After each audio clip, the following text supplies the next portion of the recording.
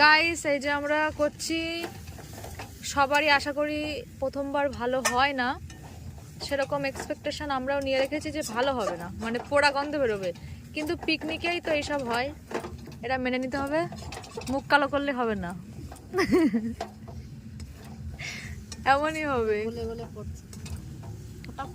মশলা পড়বে, তেল পড়বে, সব পড়ে যাবে, এটাই সিস্টেম। তোমাকে কফি দিয়েছে, খাও। এই যে আমাদের কফি, ঠান্ডা হয়ে যাবে। এই যে বাটার, এই যে এইদিকে মাংস। ঠিক আছে ঠিক আছে, তুমি খাও, জয়া খাও, কফি নাও।